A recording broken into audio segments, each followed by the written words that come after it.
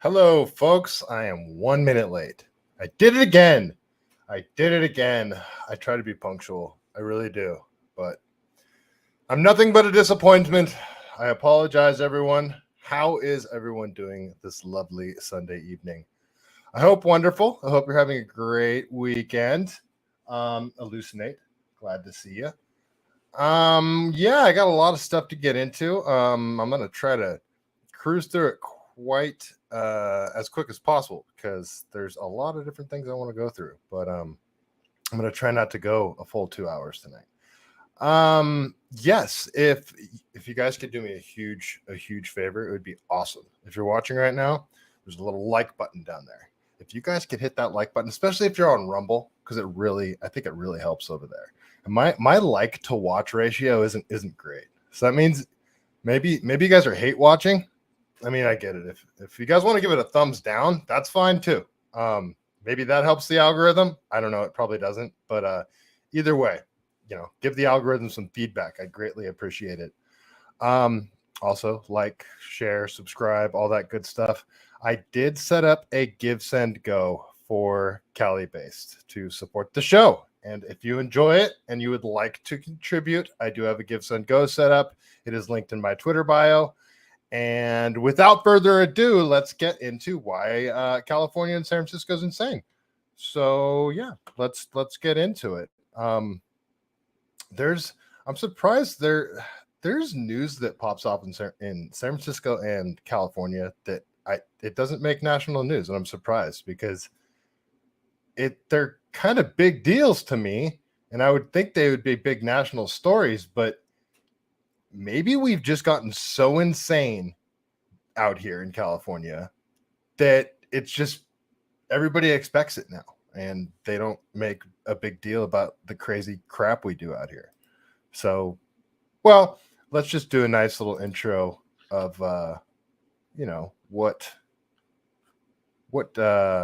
what you can come to expect from Gavin Newsom's California. Let's see here. This is from Dr. Jebra Fauché, who is a satire account on Twitter. It's a pretty funny account. I highly suggest to follow. But this is a little compilation video that was put together by somebody, and it does have the famous clip from after the fires when he was in Big Basin, and that just personally drove me crazy because, well, it's one of my favorite parks. But yeah, let's watch. Protecting our will always lead. Whatever challenges come our way, I will always lead the California way. Whatever challenges come our way, I will always lead the California way. That guy died. Literally insane. I say that's the California way. You guys are really awesome. Thank you so much. Based on compassion, I mean, if we're going to be realistic, they pay you to be homeless here. common sense. Clean and sober is one of the biggest damn mistakes this country's ever made. That homeless guy, he said, and if we're going to be realistic, they pay you to be homeless here. We all need to self-medicate periodically. Telling the truth. Telling the truth. Treasuring our diversity. Use the fist to hit my. Telling the truth. Following science. Protecting our planet. Love like yours will surely come my way. Hey, hey, hey. Gavin Newsom, courage through crisis. Whatever challenge. Unfortunately, all that is... Oh, I broke my microphone. All of that is accurate. It's all real footage from California, and it's just all stuff from Gavin Newsom policies and what you can expect from California. I just wanted to start off with that because that's sort of the theme of tonight, like many other nights. But I'm going to just try and run through these clips and just sort of comment on them and just see how far it takes us tonight. So let's go with the next one. And this is a dude that I just found that lives in San Francisco, and he gets all his own footage. And this is World Peace Movement. This kid lives in San Francisco. He's trying to relocate right now. he goes out and gets all sorts of footage. I think he's a really young kid, but he's ballsy. He jumps right in the middle of stuff. Yeah, let's check this kid out. I don't think he shot this video, but this is it's darkly, if that's a word, darkly ironic. Because I replied to this. I replied to this tweet. Michael Monrovey, nice to see you. Pete Grabber, what's up, dude? Terry Wallace. Sorry, you guys don't have any audio here. This is just a Walgreens in San Francisco, and this is what regular citizens and security and just what you have to deal with walking anywhere in San Francisco. People out of their mind, trying to hurt you, maybe.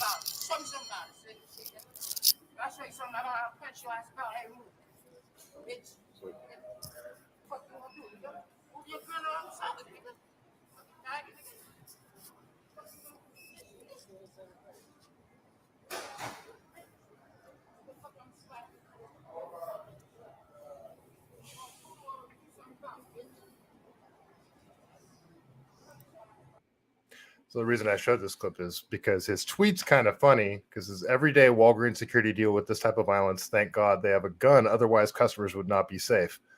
Well, that's I replied because I saw this seriously the next day. It might have been the same day. Let's see, was it the same day?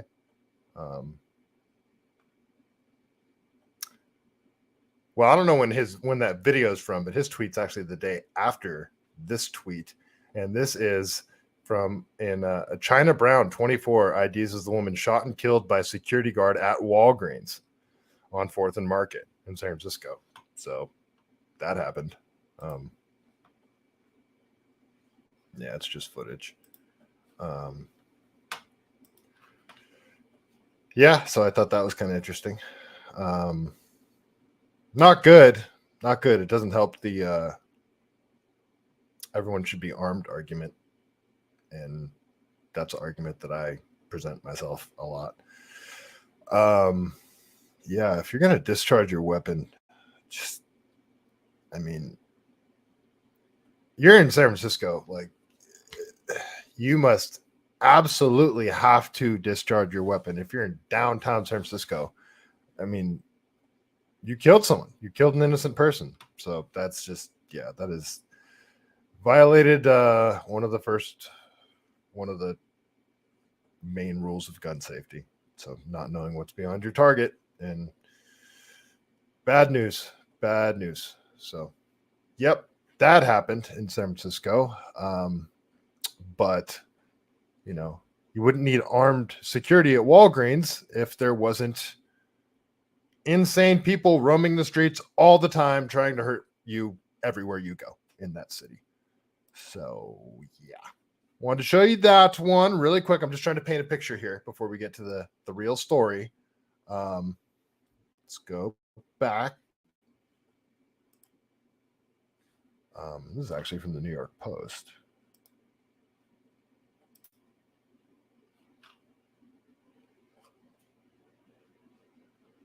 Let's see.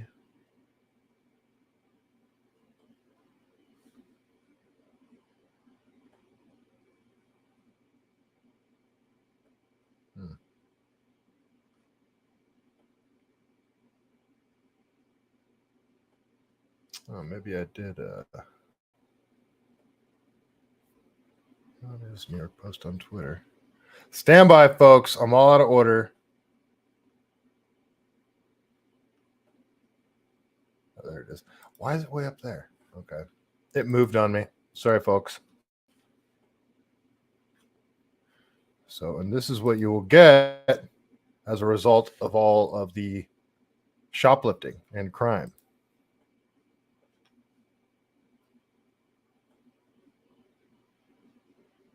So you already had Whole Foods leave. They were, I think, the one on Market Street downtown. And this is a Target. I don't know if this, I think this is one on, isn't there one on Harrison? But this is what they did to Target. Look at this. Look at this. This is crazy. I mean, so seriously, anything you want to buy, you guys can see this, right? Yeah, the pop-up free. Yeah. Yeah, you could get free needles. You could get, I think, yeah, they'll give you all the paraphernalia you need to do drugs too. So, and sorry, I was responding to a comment there. So I guess anything you might as well just make everything vending machines at this point. I mean, they're just pushing this whole, stores don't need employees thing even further. So that's what you're going to end up with. San Francisco is going to be the pioneer of, it's funny because they're always talking about, the wage gap, wage disparity, the gap between the rich and the poor and everything. But San Francisco is like the flagship city of all the stuff they complain about, and all of their policies make everything they complain about infinitely worse. So they're going to, they want minimum wage. Okay, well, you're going to have stores without workers, and you're going to have vending machines. And, everybody, they hate guns. They absolutely hate guns in San Francisco. Violence off the charts, just drugs, homelessness, everything they do to address the problem just makes it infinitely worse. Okay, I'm just complaining now. Sorry. All right. Last one I wanted to show you before I talked about how they decided to address all this was there's a saying in San Francisco. They like to say, crime don't climb. You guys may have heard me say this before. Crime don't climb. And what they're talking about is the areas, like Pacific Heights, Presidio Heights, Burnell Heights, Laurel Heights, all that. Well, this is Laurel Heights. Laurel Heights. This for you guys that are locals, San Francisco locals, I mean, this is insane. This is Laurel Heights. This isn't the Tenderloin. This isn't the financial district. This is nuts. And, well, it's climbing. And yeah, I'll call this crime because that's, it's crazy too. If you notice, there's a Tesla right there, and there's parking meters right there. Guaranteed those meter maids are on your ass about those parking spaces too. So you'll get a ticket for staying 10 minutes too long in that spot, and you'll come back to a broken window from one of these assholes. Not saying they're all assholes, but I'm at the end of my sympathy. Like the homeless problem, not just in San Francisco and California, is out of control. I'm one of these days. It's funny, you can't find the same type of footage of Santa Cruz that you can find of San Francisco, of all the homelessness. So I'm gonna have to go record some of my own, because the shit that you see in Santa Cruz is just as shocking. Sorry, Shelly, didn't mean to curse.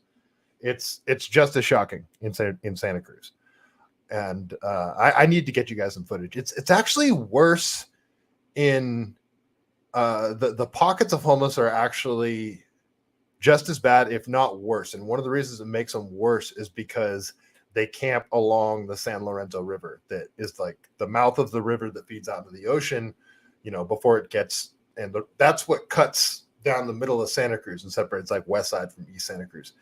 And it's what goes out past the Santa Cruz Beach Boardwalk, and they all camp there.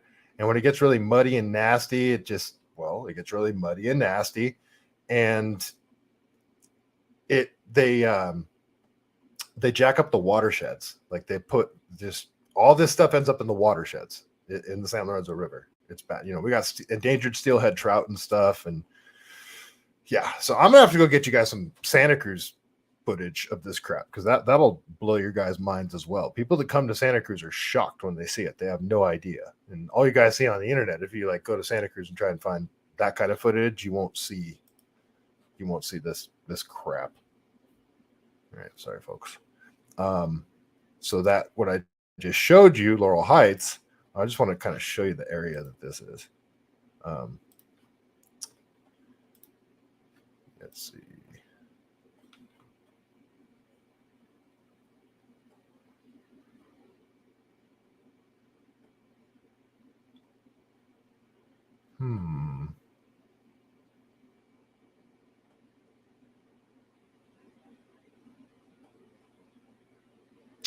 Well, I wanted to share it with you.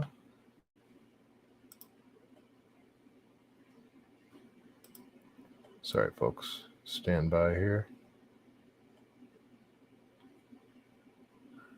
I just want to show you a map. I have it pulled up, but I don't see it in my tabs here.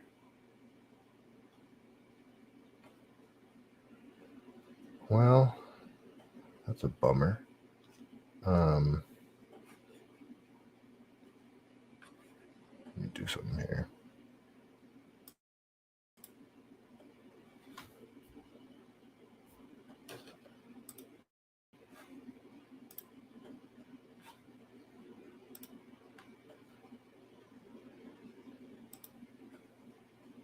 All right, you guys are going to have to tell me if you can see this.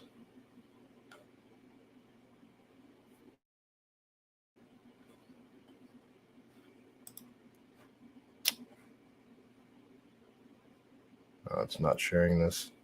Man, I don't know why it doesn't want to share this one. Can you guys see this? Any of you guys, this map? I just kind of want to show you San Francisco.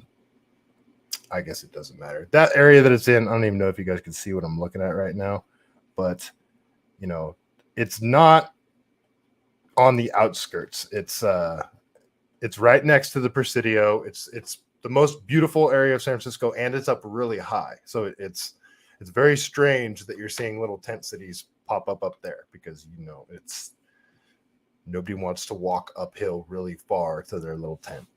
Anyway, all right, I'll stop sharing that. Let's see. All right, enough of that. Okay, so all right, so we clearly have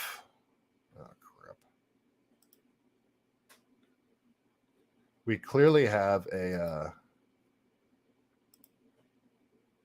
fentanyl crisis.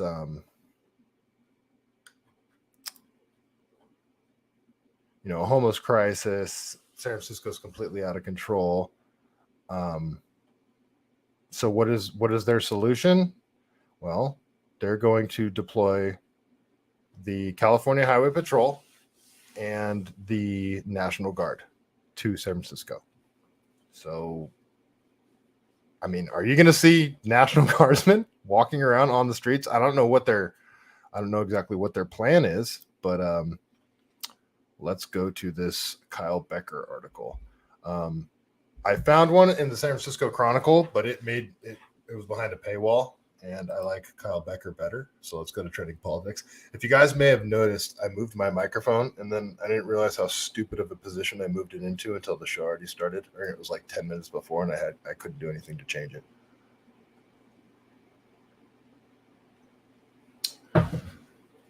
Okay, so yeah, I guess we're going to see National Guardsmen on the streets of San Francisco. Let's check this one out.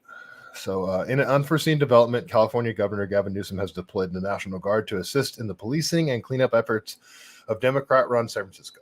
Newsom unveiled the unprecedented collaboration between the California Highway Patrol, California National Guard, San Francisco Police Department, and the San Francisco District Attorney's Office to combat the escalating fentanyl crisis in the city.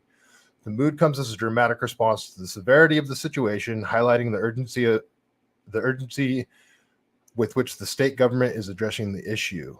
Newsom said his administration will focus on dismantling fentanyl trafficking and disrupting the supply of the deadly drug in the city by holding the operators of large-scale drug trafficking operations accountable. Okay. So I kind of have to pause there. Dismantling fentanyl trafficking and disrupting the supply of the deadly drug in the city by holding the operators of large-scale drug trafficking operations accountable, specifically fentanyl, right? Okay. Well, need I remind you? Do we remember what happened about a month ago in San Jose with the SJPD? Do we remember that one?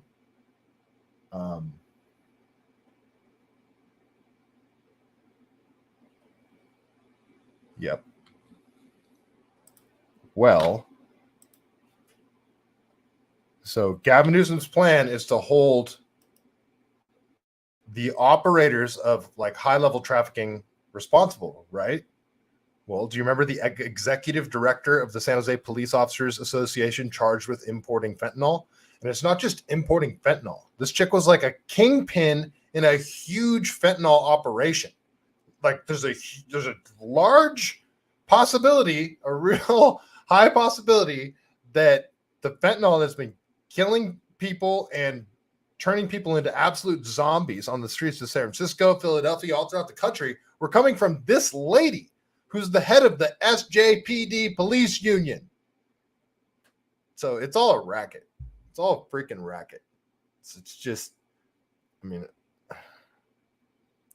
they're deploying the National Guard. I guess you can't say that's you can't really say that's like posturing and just doing something for show, but I don't know. I'm kind of thinking this DA Brooke Jenkins is actually, bringing the heat and trying to bark up the chain. Maybe she's getting Gavin Newsom to actually do some stuff. I don't think this is the right moves, deploying the National Guard and the CHP. Okay. So you're taking state and federal resources and deploying them specifically to a city. The city that you took over back when I was a kid, like 20 years ago, destroyed and then moved to the state and started destroying all of the cities in the state. It's just, it's absolutely mind-boggling. It's they don't do anything ever to address the root of the problems, and they just keep throwing money on top of everything, and it just makes it worse, and it just robs everyone's money. All right, let me go back to that article. So yeah, he's going to hold these fentanyl kingpins responsible. Okay, we'll start with Joanne Marianne Segovia, the head of the executive director of the San Jose Police Officers Association. Start with her. Let's check back and see what type of sentence she gets. Guaranteed she gets a slap on the wrist. Guaranteed. Check back on that one. Joanne Marianne Segovia. So we'll see. We'll see if old Gav is serious. I doubt he is. All right, let me go back to Kyle Becker's article.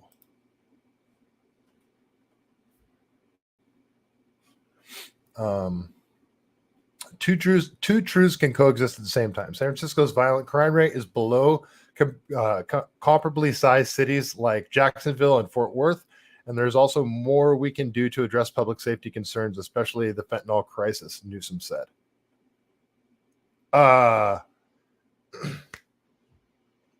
Okay, I don't have any sort of numbers that he's referencing in front of me, but I can promise you that Jacksonville and Fort Worth are nowhere in comparison to San Francisco in the level of homelessness, drug addiction, and crime. I don't care what numbers you're skewing. Why don't they make national news all the time? I never hear anything about them. Okay. Again, I believe this is Gavin Newsom still. We're taking action. Through this new collaborative partnership, we are providing more law enforcement resources and personnel to crack down on the crime linked to the fentanyl crisis. holding the poison peddlers accountable. Well, start with Joanne. And increasing law enforcement presence to improve public safety and public confidence in San Francisco, he added. The San Francisco Police Department has been working hard to stop drug trafficking by making countless arrests and narcotic seizures, said San Francisco Police Bill Scott. Despite our ongoing work, the close collaboration with the district attorney fentanyl crisis has contributed to hundreds of drug overdose-related deaths. Yes, way more fentanyl deaths, like way more fentanyl deaths than COVID deaths.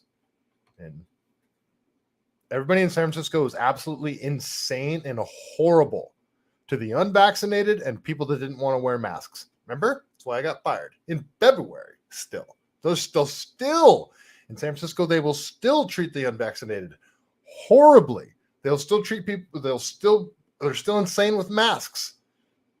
And I mean, how many people died of COVID in San Francisco? And they're insane about it. They do not care about fentanyl overdoses. Why? I don't know. Maybe because it's homeless people. They pretend that they care about the homeless people. They don't. They really don't. We welcome the support of our state partners because when we work together, we can make a significant difference to make our city safer. Shut up. The Cal Guard is seeing significant success supporting multi-agency task force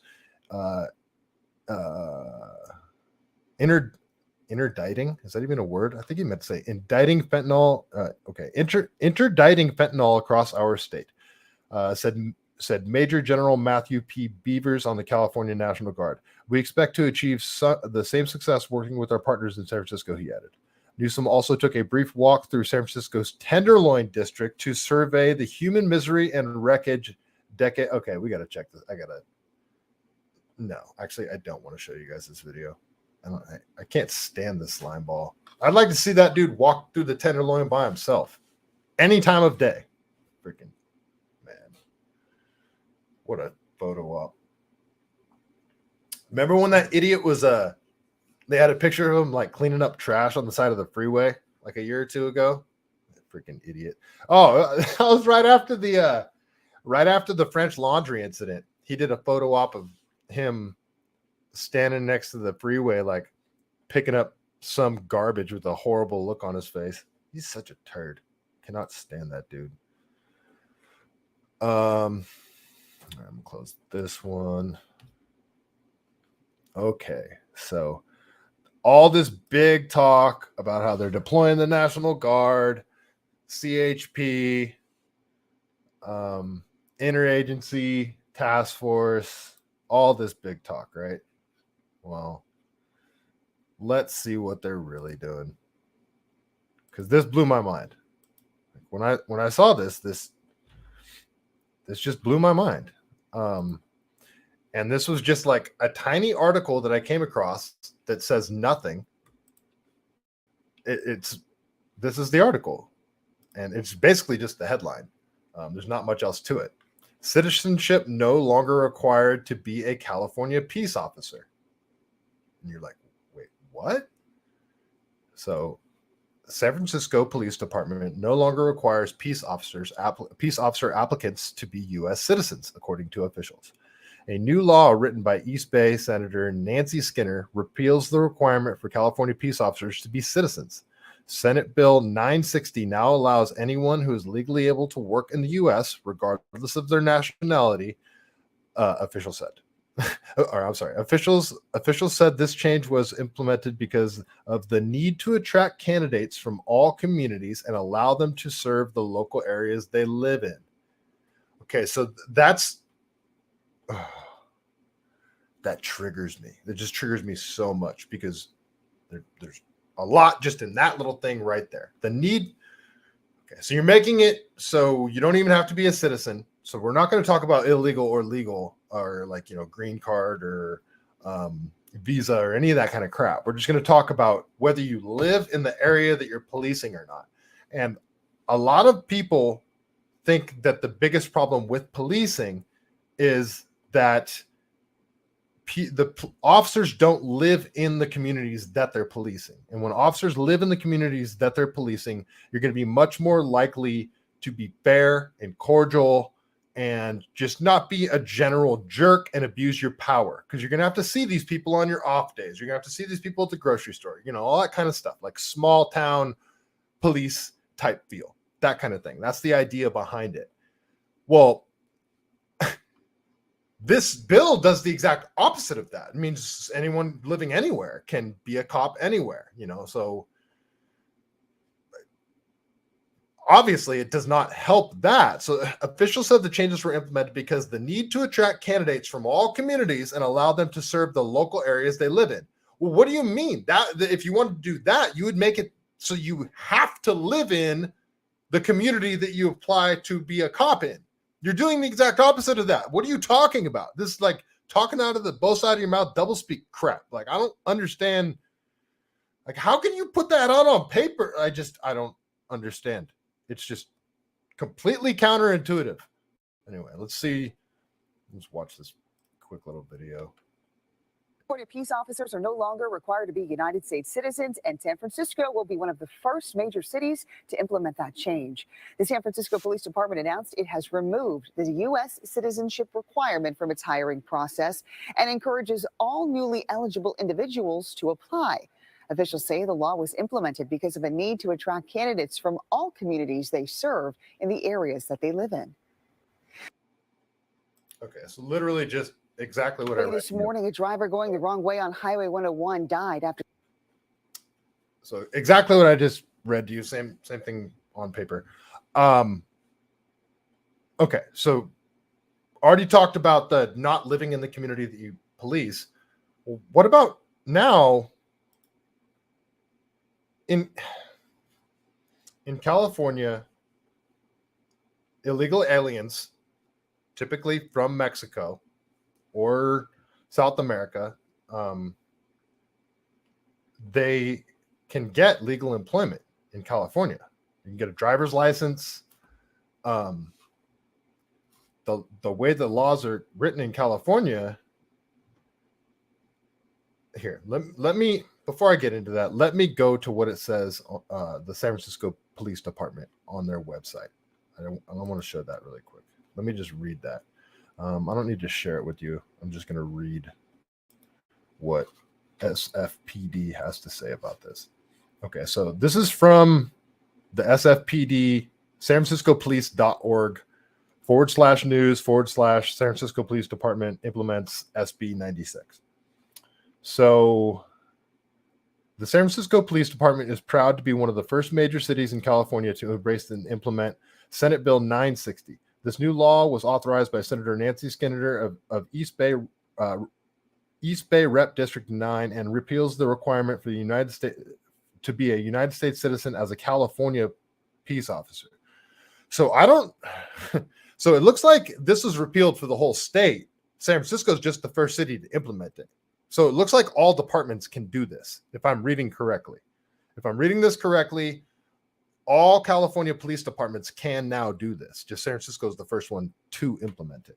So in accordance with this new law, the SFPD has changed its police officer hiring requirement to make eligible all individuals that are legally authorized to work in the United States under federal law, regardless of citizenship. Okay, so my question is then, because in California makes it real dicey where you don't even necessarily need a visa, you don't need a green card, you can be an illegal alien and get like employment and pay taxes and get like a tax ID. And I don't know if it's a tax ID. They make it really easy. Like California is like a sanctuary state. So I guess my question is, does this give illegal aliens a path to becoming a police officer? That is the first question that I have. And it seems to me that this is creating a path for illegal aliens to become police officers in California, specifically right now, the SFPD. But it does say in accordance with federal law. So I don't know. I have questions. I need some clarification on this. So the SFPD recognized the need to attract The SFPD recognized the need to attract candidates from all communities and allow them to serve the local areas they live in. Community members recognize the need to see a change in their community, and this new law provides them a platform to be. I'm sorry. This new law provides them a platform to be the change SFPD has authorized. If you guys were just listening, I did the finger quotes around "be the change" because they wanted to, hype that. SFPD has prioritized inclusivity, and this recent change is representative of the values of the department. Get that buzzword there, inclusivity. All right. So we encourage all newly eligible individuals. Oh man. I really think, oh crap. I think this gives illegal aliens a path to becoming a police officer in San Francisco. I mean, that's what I think.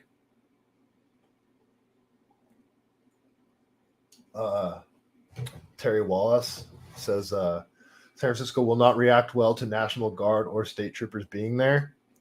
I don't know. San Francisco citizens just put up with whatever they're told to put up with, it seems. Yeah, but will San Francisco citizens put up with non-American citizens giving them tickets? And this is going to get super interesting. Yeah, we encourage all newly eligible individuals to apply to become a San Francisco police officer today. For more information, please contact us at joinsfpd.com or speak to a recruiter. It's freaking crazy. You know what's crazy? So I passed the Pella B. That's like the police written exam, and I passed the physical agility test 2 years ago. They're both now expired. I was trying to be a cop for a little bit, and I applied to one agency, got turned down, and that's when all the vaccine mandates started going in, and there was no way I was going to get it. So I just stopped applying to agencies, and all the tests and all that crap that I went through was just all for nothing. But the funny thing is, I'd be willing to bet that I couldn't get a job as a cop in San Francisco. They wouldn't like my views. Yeah, I don't think I'd be able to get a job as a cop in San Francisco. Yeah. It's just, I don't know. I just think it's funny. I'm speculating there, but I ain't trying to be a cop ever again. That's for damn sure. My whole view on police and policing has greatly changed over the last 2 years. So yeah, that's it from the SFPD right there, from their own website. SB 960 is the bill. California police officers, from my understanding, as soon as each agency wants to implement it, are no longer required to be U.S. citizens. My question to all of that, to Gavin Newsom, to everybody, is, does this allow illegal aliens a path to becoming a police officer? And I don't want to hear some wishy-washy answer with, well, they have to be in accordance with federal law and this and that. Okay, is there any loopholes that provide them a path? That's my question. Yes or no? I don't want no wishy-washy crap. Does that provide them a path? So, yeah. I find it interesting that they did this at 3:30 in the morning. They updated their website here. So yeah, that's what San Francisco is doing. In addition to deploying the National Guard in a interagency task force with the California Highway Patrol and the San Francisco Police Department, probably, I'm assuming, the sheriffs and whoever else is involved. You already got all your problems at SFO, because the San Francisco police can't handle just the airport, and I guess the sheriffs are doing a whole bunch of it. It's a mess. Policing in San Francisco, not just with the SFPD, but with all the other agencies, is a shit show. They can't hire enough cops. It's so bad. It's so bad. So what happens when you can't get cops? because all you know, who would want to be a cop in San Francisco anyway? You know, it's just, I'll let a cop about I'll let a former SF police officer talk about that in a minute. But what happens when you make it so nobody wants to be a cop for your agency? Same thing with the military. Who would possibly want to go into the military? Well, your recruiting numbers drop. And what happens when your recruiting numbers drop? Well, you start dropping your recruiting standards. What happens when you start dropping your recruiting standards? You end up with shitty cops and a shitty military. It's going to be bad. I'm laughing now because it's almost like my uncomfortable, I'm scared laugh, because this is terrible. This is awful. Horrible things are going to come from this. But okay, this is what we're doing, California. This is what we're doing. Woo! California. Gavin Newsom. People still love the guy. I don't get it. What up, Wally World? How you doing? There's more. So just to sort of illustrate why police departments all across California are having trouble finding officers, I'll just let you hear it from, this is an older video. And I'm actually showing this because I've met this dude a couple of times. Actually, before he was even the captain. So what's this dude's name? I can't remember his name. I keep wanting to say Mickey. It's not Mickey. I can't remember this guy's name. But this is actually pre-COVID. This is right before COVID happened. This date is just interesting. It's from February of 2020. That was like one of the last races I ran too. But yeah, this is I can't remember his name, but he's just complaining. So right now at 6:30, the police chief of the Bay Area's biggest city is fuming over a recent decision. A felon reportedly in possession of an assault rifle released in just a matter of hours with no bail. This is the second time this has happened in less than a month. NBC Bay Area's Damian Trujillo is at police headquarters with this exclusive story for us. Damian.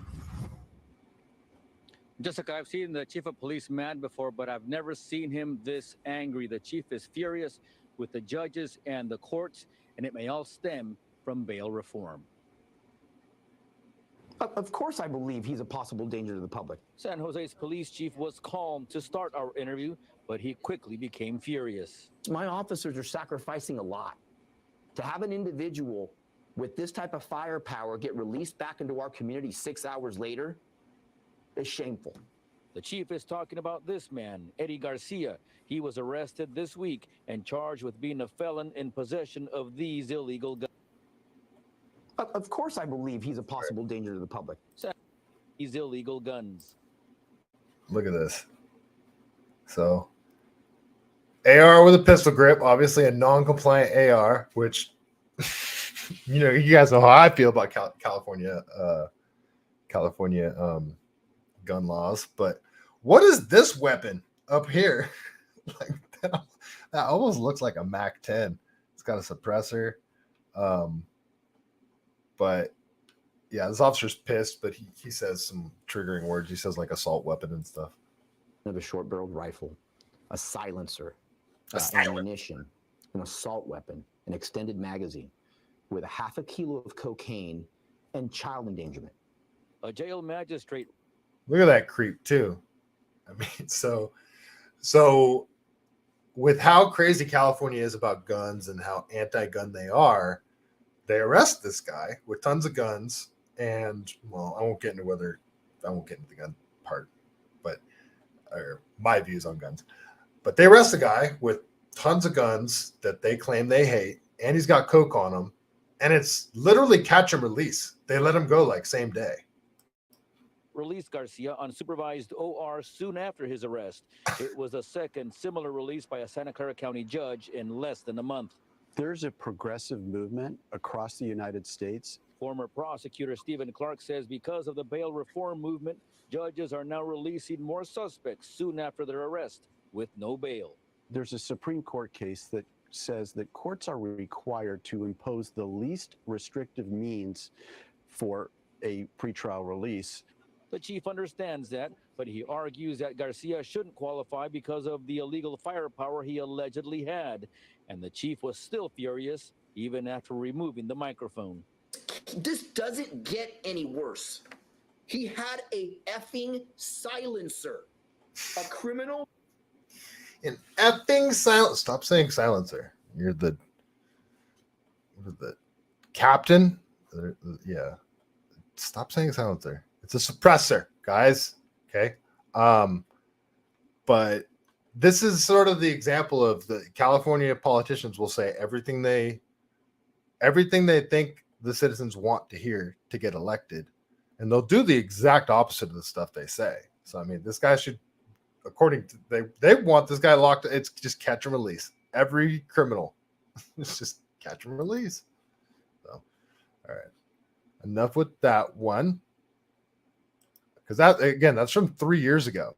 So you could think about how much worse it is now with the bail reform and all that junk.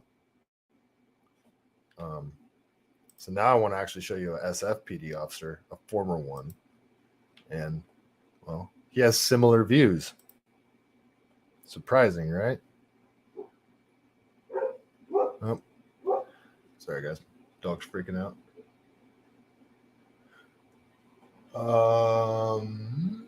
Yeah, that's what it is. Hooray.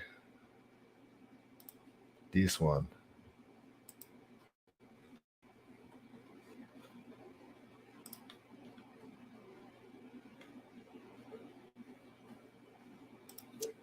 So this is ex-SFPD. The crime stats, by the way, Joel, and they bear out what we're saying. An 11.5% increase in crime in San Francisco in just the past 2 years. You were on the force for 15 years. When did things really start to get out of control, and what and who do you blame for it?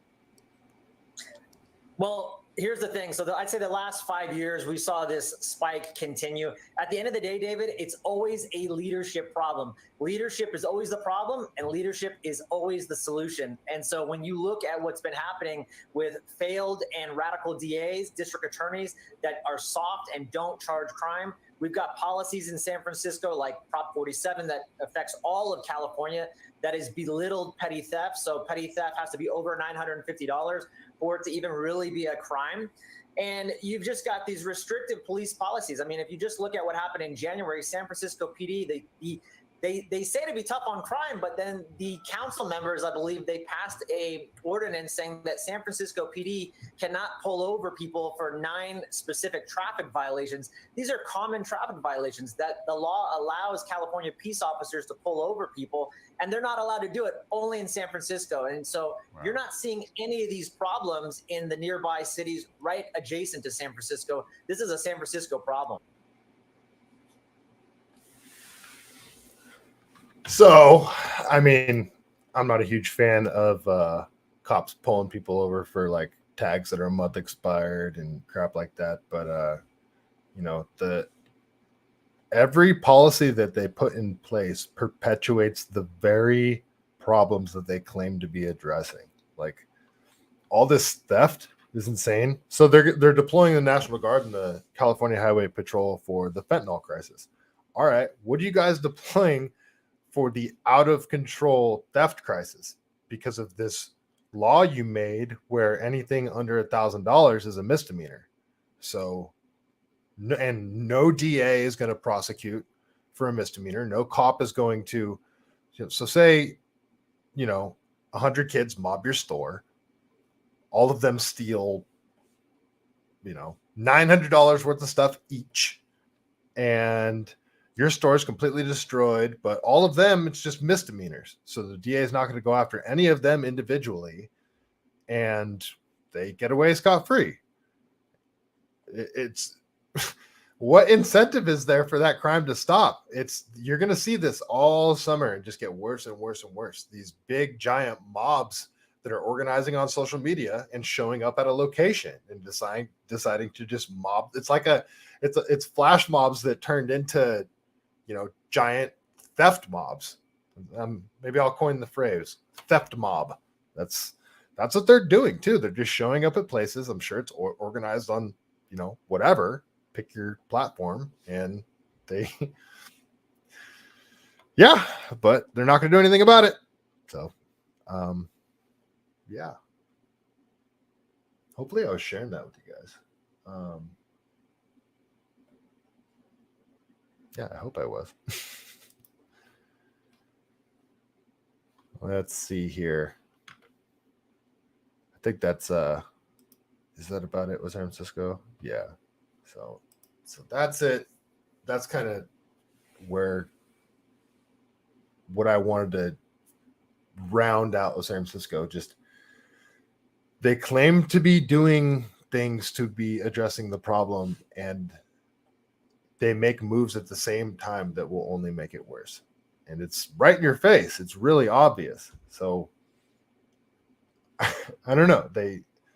National Guard, California Highway Patrol to address the fentanyl crisis. Meanwhile, you got the head of the San Jose Police Union being a fentanyl kingpin, and you just made it so I believe illegal aliens can have a path to becoming a San Francisco police officer, a California police officer. So did you just create a path for the cartels to become California police officers? Is what I would like to know.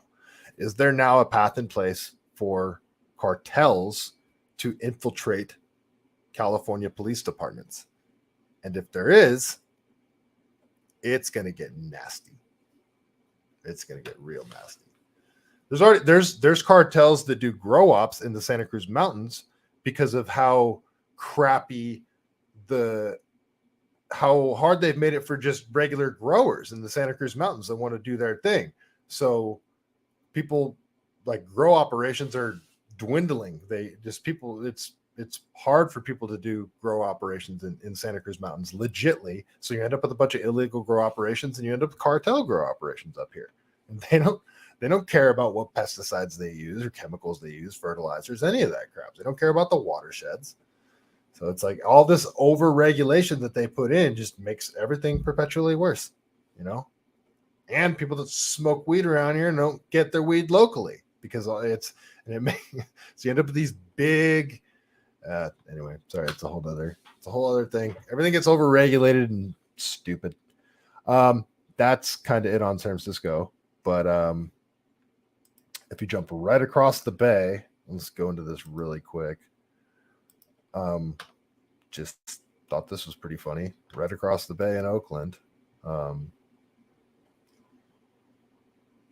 this? Let's see.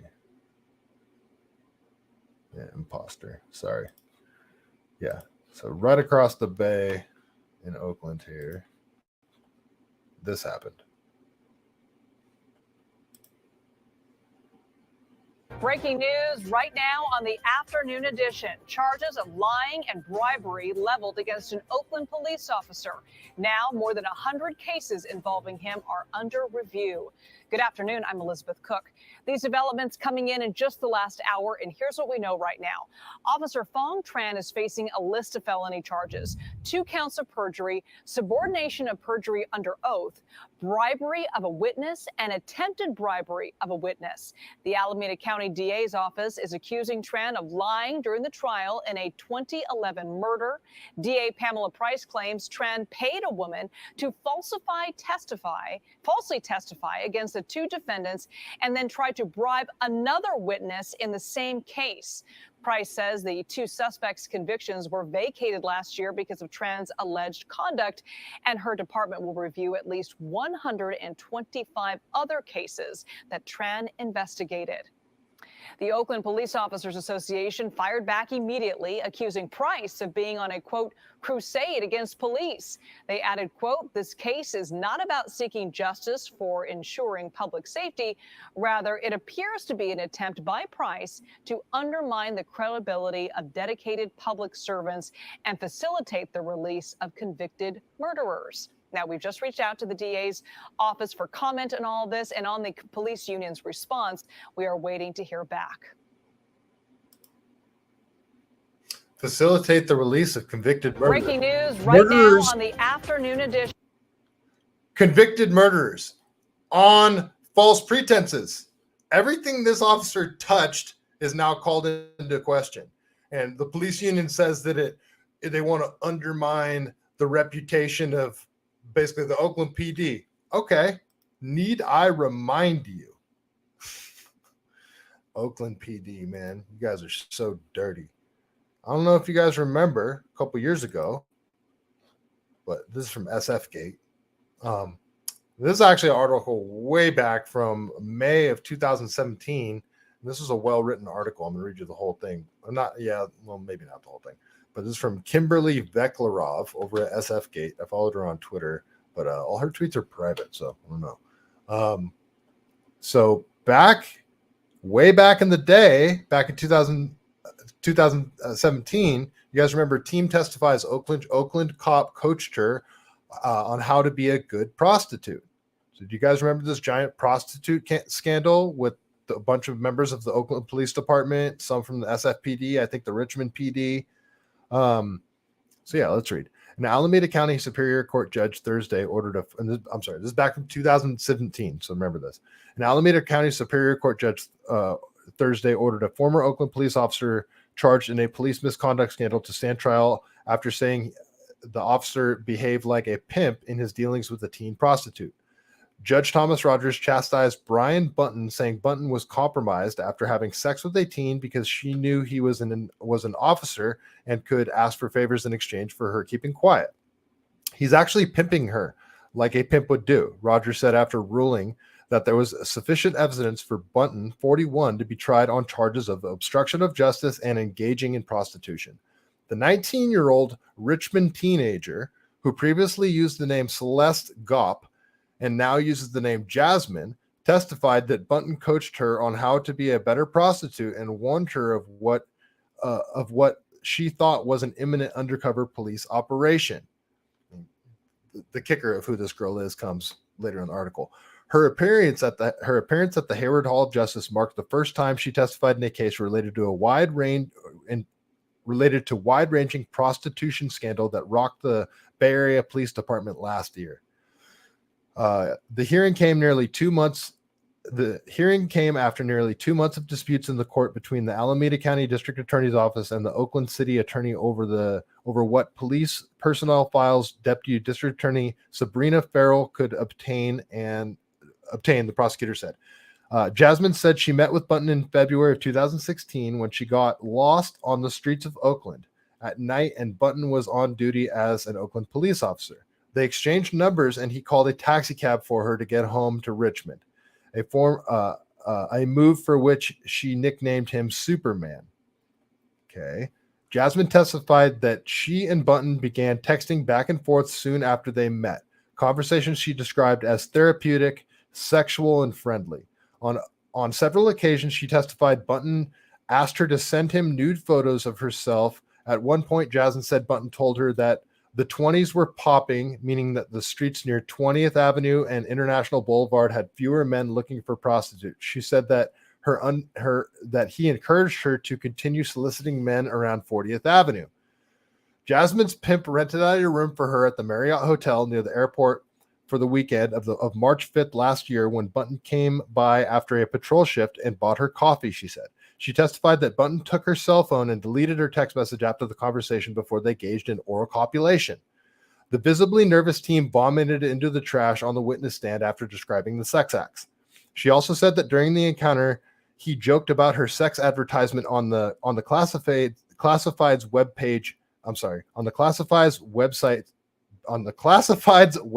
back page. He said I should show more skin to get clients, Jasmine told the courtroom. He left the hotel about an hour later and texted her which streets to steer clear of to avoid undercover police officers conducting a prostitution ring. But Lieutenant Jill Encinitas, who heads the police department's special victims unit, said there was no such operation that weekend.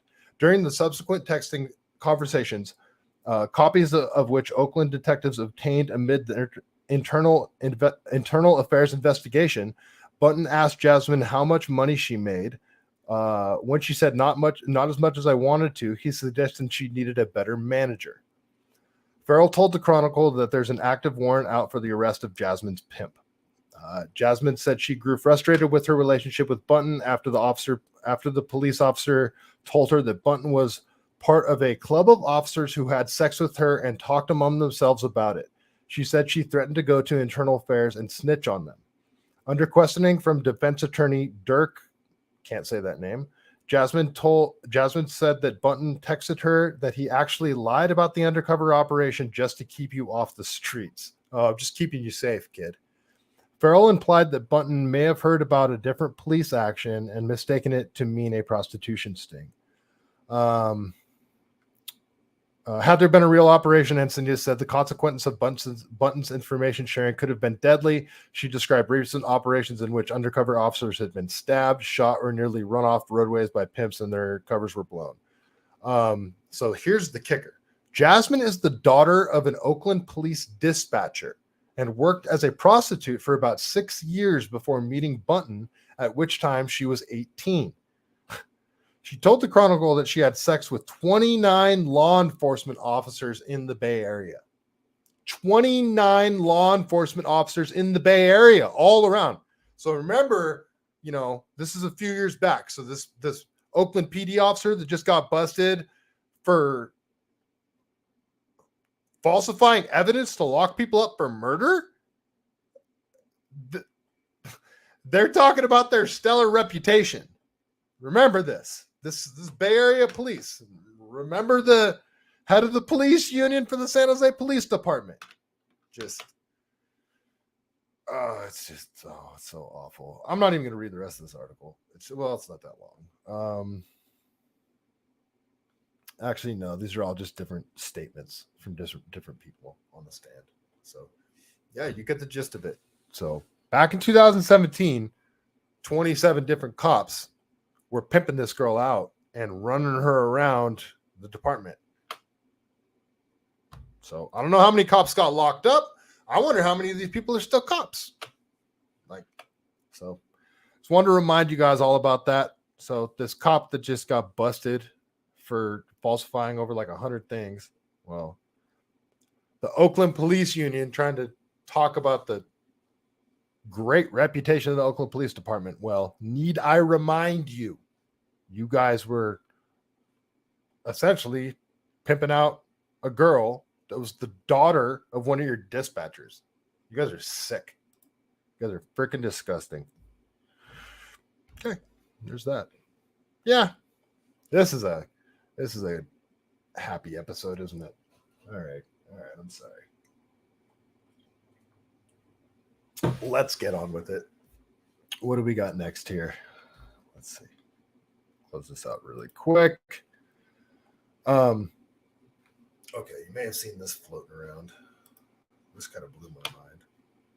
Well, actually, it didn't blow my mind. It shouldn't surprise me at all. Oops, sorry. All right. Did you guys hear about this kid out at a high school in Riverside that, it's just basically a boy that identifies as a girl that's just been getting into fights with girls? Look at this. You guys see this?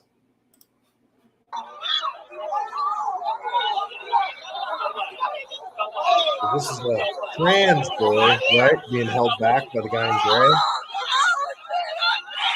That's a girl he's trying to get at. Trying to hit.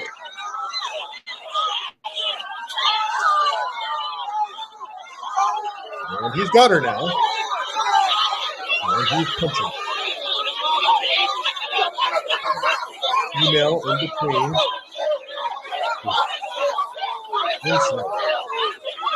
When you get a stud that comes in, there's still some good, strong young men left. Good job, kid.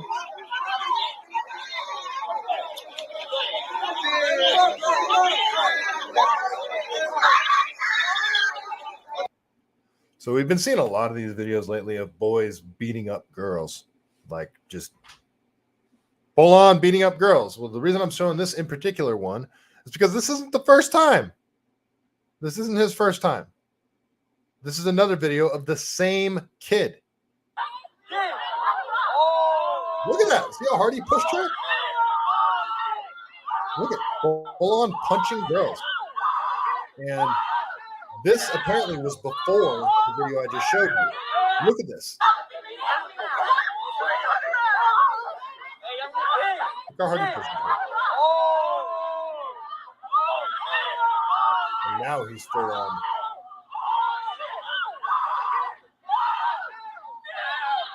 It's a good time. It's a good thing this little bitch doesn't know how to throw a punch. But I guess my question is, how the hell was this kid not kicked out of school immediately? I believe the second video I showed you was actually the first incident. So how was this kid not expelled? Either way, whichever video was the first incident, how is this kid not expelled and kicked out of this school? If you can, get your kids out of public school, especially if it's California. Yeah. Just wanted to show you that because that's what they're kind of forcing California students, parents, and teachers to deal with. Just California policies are forcing people to deal with that crap. All right. And how are people reacting to that type thing in California? You know, what are they? There are actually some people that are standing up to the nonsense. So there's this, and I'm not gonna read you the whole article because it's Tyler Durden, and his articles are freaking long as hell. Zero Hedge, his articles are always freaking long. But California teachers sue school district over transgender policy, alleging forcing them to lie to parents, and it's true. So let's read like the first couple paragraphs. The lawsuit happens to come after President Joe Biden's remarks earlier this month in support of the nation's Teachers of the Year. In support of the nation's Teacher of the Year, angered parents by suggesting government knows best when it comes to raising of children. Biden quoted the teacher when he said, "There is no such thing as someone else's child." And that's just straight Marxist talk. The president then said, "Our nation's children are our children." It's such Marxist Soviet era talk. That's Stalinist talk right there. That's not even Leninist crap. It's Leninist shit too. The legal complaint in the new case, Mirabelli versus Olson, was filed April 27th and blah, blah, blah. The defendants are officials with the Escondido Union School District. The lawsuit was prompted by the K-8 school district recent policies affecting transgender or gender diverse students. Gender diverse. I haven't even heard that phrase yet. The policies require students to assist in a student's transgender. The policies require teachers, to assist in a student's transgender social transition by accepting a child's assertion of a transgender or gender diverse identity and using during school hours any pronouns or gender-specific name requested by the student. At the same time, policies also require teachers to revert to biological pronouns and legal names when speaking with parents in order to cover up the information about the child's purported gender identity from the child's parents, according to the Thomas More Society, a nonprofit public interest law firm that filed the lawsuit. So think about that. They're saying, teachers, you have to use whatever pronouns these kids are telling you to, but then whenever their parents come around, make sure you use, boy or girl or whatever so that their parents don't get wind of it. They're making that policy. They're straight up putting the teachers right in the middle of it. They're not even giving them a choice. This is absolute madness. Well, that's what they're alleging. That's what the lawsuit is alleging. I won't read too much more, but schools routinely send notes home to parents about trivial matters like missing homework, so it is unfathomable that Escondido Union School District has a policy that forces teachers to withhold from parents some of the most fundamental and basic information about their children, Jonah said. EUSD requires all elementary and middle school teachers to unhesitatingly accept a child's assertion of a transgender or gender diverse identity, and to begin to treat the student immediately according to their asserted identity, according to the legal complaint. There's absolutely no room for discussion, polite disagreement, or even questioning whether the child is sincere or acting on a whim. The complaint continues. Once a child's social transitioning has begun, EUSD elementary school and middle school teachers must ensure that parents do not find out. Elementary and middle school teachers. So we're talking really young kids up to really young teenagers. This isn't high school kids. This is really young kid. Oh, how is this legal? Why are they even talking to kids about this? I never, when I was a kid, heard any other classmate bring up, and this isn't coming from the kids. This is not coming from the kids. This is sick. You can't say it's not an indoctrination. I don't understand.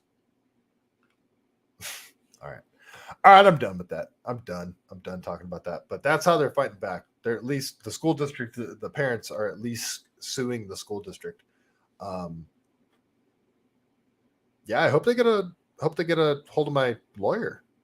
Yeah, California Parents Union. They've been kind of tackling a lot of this kind of stuff. Tracy Henderson, she's awesome. Sorry, my dog is barking again. All right, that's it on that one. Stuff triggers me, guys. It just freaking triggers me. But you know what? You know what we got back? You know what the courts gave us back? Gas stoves, baby. We got the gas stoves back. That's right, folks. I'm just kidding. I don't know if it's it might only be for commercial use. So this is an article from newsartificial.com. I hope this is legit. Federal court shuts down leftist California law. You know what? Let's see. The gas stove ban. Well, I'll check into this afterwards. But it sounds like the gas stove ban for commercial use, like new buildings, weren't allowed to put in gas piping for a building. This is like a Berkeley City Council thing banned back in 2019. So I'll look into it, but I just put this in here kind of as a joke because I don't think we actually got gas stoves back. But I saw it and I thought it was funny, so I just wanted to tell you guys about it. I don't think it's real. Yeah, but just thought it would be funny because this can't even call them small victories. It's just we just keep getting pushed farther and farther and farther into oblivion. Don't even have to be a citizen of the United States to be a cop in San Francisco anymore, and probably the rest of the state. Like that seriously breaks my brain. All right, let's head up to Oregon because they always got nonsense going on up there in Oregon. Did I break it? Might have broke it. No, I didn't. There we go. So, Oregon again, they decided, and I'm just showing you Oregon because it's sort of like this just West Coast line of thinking and policies that they just keep doing to make everything worse. So this is from the Washington Examiner. Oregon bill would allow homeless people to sue residents if they are harassed. Oregon Democrats have put forth a bill that would allow homeless people to sue residents for harassment. House Bill 3501, also known as the Right to Rest Act, would allow aggrieved parties to sue for $1,000 each for each incident of harassment. Each incident. It would also decriminalize homeless camps. The bill comes after several years of a worsening homeless crisis, and many residents complain of harassment and improper behavior on the part of the homeless population in the city, such as Portland. Oh, so let's make the problem infinitely worse, so making it so nobody can even complain about it. The bill blames homeless on economic hardship and a shortage of safe and affordable housing. That's right. All these people need is just houses. Let's reward all the people that are doing tons of drugs, stealing, being violent, harassing citizens. Let's reward them all by giving them a house. Sure. Sounds like a brilliant idea. The inability to obtain gainful employment and the disintegrating social safety net system. Right. Portland is the least charitable when it comes to social safety nets. You got to be kidding me. It argues that decriminalizing homeless encampments would allow the state to redirect resources towards the root causes of homelessness and poverty. I can't. It's so triggering because it's so on the surface obvious that this is going to make the problem not just like a little bit worse. It's going to like double, triple, quadruple the problem. And they just try to say that they're doing this to fix the problem. It's like I don't know. I'm going to try to come up with an example off the top of my head. This is like a really easy one. And it's like, hey, there's a small fire burning in your backyard, a really small one. If you just take the fire hose, it'll put it out and it's no big deal. And instead, you pour gasoline all over it and light your entire neighborhood on fire. That's sort of my analogy. Yeah. And then tell everybody that gasoline actually puts out fires. That's the best analogy that I can think of right there. That's what Oregon does. That's left coast politics. Gasoline on the fire and then tell you that gasoline is non-flammable. Actually, fire retardant. Okay. It's Oregon. I want to tell you about that. I'm not going to read any more of that article because I'll just get too triggered and start yelling. And I'm trying not to do a super long show tonight. I got a little bit more I want to get through. So another thing that Genius Oregon decided to do was this is House Bill 2002B, and it allows a child of any age without parental knowledge to receive an abortion. A doctor may not disclose to the child's parents information regarding the abortion they performed unless the child provides written consent. It prohibits health insurance plans from denying coverage for irreversible sex-changing treatments and procedures. A minor may have parents cover costs of irreversible sex-changing treatments and procedures without parental knowledge. Okay. I'm sorry. So a minor may use their own parents' health insurance to get irreversible sex-changing surgery without their parents actually knowing about it. Oh my God.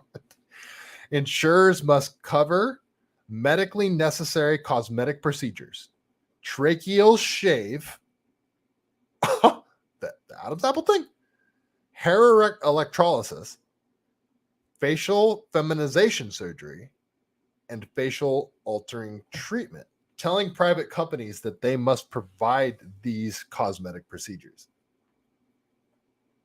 for anybody that says that they want them.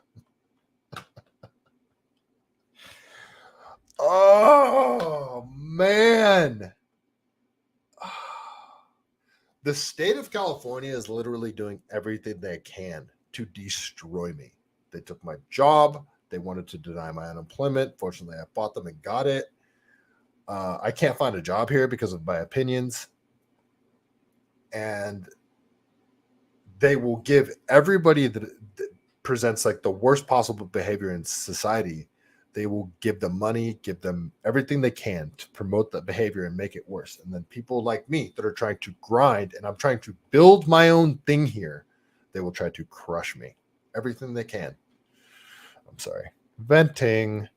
It decriminalizes concealing the dead body of a newborn child. I'm sorry, what?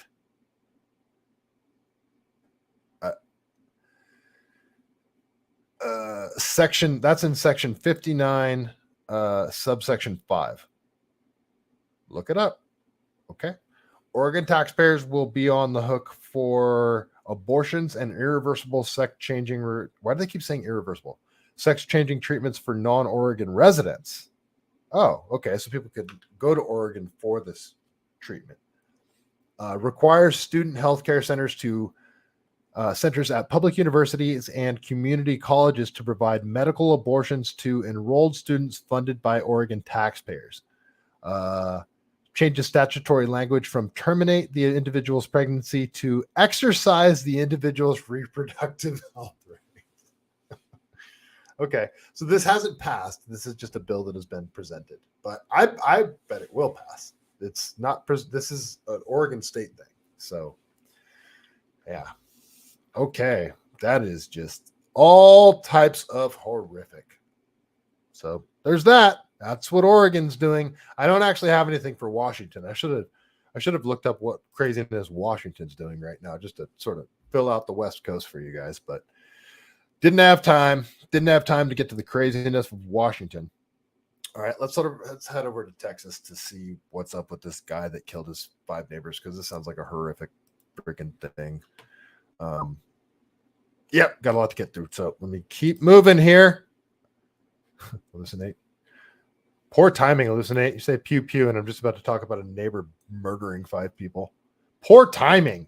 Jeez. Well, you said that. You said that 10 minutes ago. So, yeah. Did you guys hear about this guy in Texas that was like apparently in his yard? Oops. He was apparently in his yard shooting, and one of his neighbors came out and asked him if he could stop.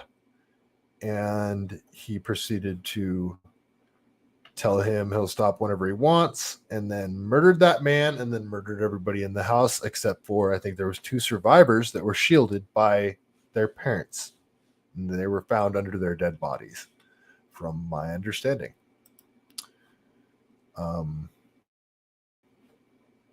Yeah. So this is a pretty horrific story. Let's look at this one.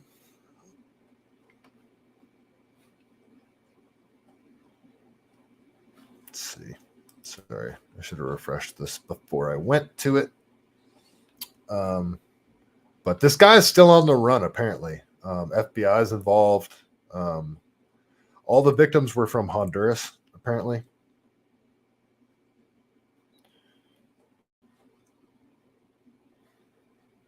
Manhunt is expanding for a mass shooting suspect, now into the 2nd day of that manhunt. And federal, state, local law enforcement officers, they're fanning out in search of Francisco Oropeza, who is believed to be responsible for killing 5 of his neighbors, including a child. NBC's Priscilla Thompson joins us now once again from Cleveland, Texas. Take us there, Priscilla, as we are awaiting word of any updates on the apprehension of this suspect. Yeah.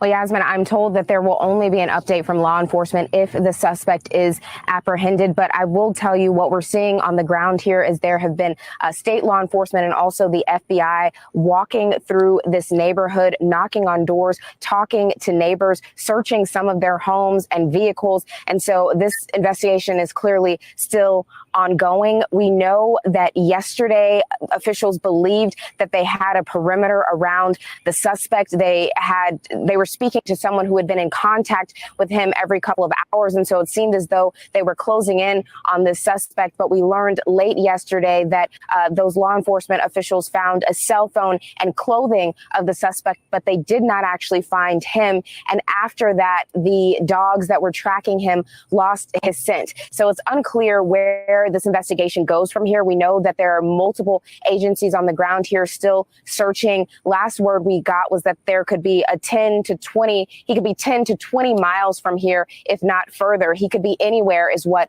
one of the officials said. But meanwhile, we've been here speaking to neighbors about all of this. We spoke to one woman who knew both the suspect and the victims. And I want to play a little bit of what she shared about all of this. Take a listen. Family guy, got a son. He's always working, training his horses.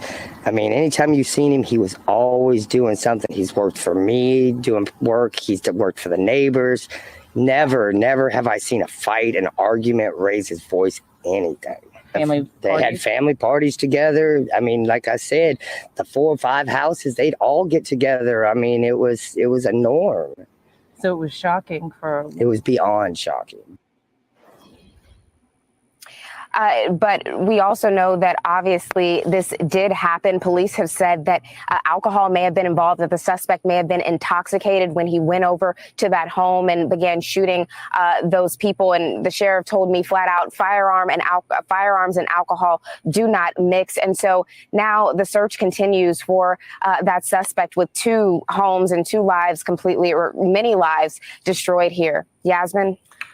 Priscilla, the FBI tweeted earlier today that they released an incorrect image of the suspect, MSNBC airing the image in the 1 p.m. hour before the FBI tweeted it was incorrect. What do we know about what happened here?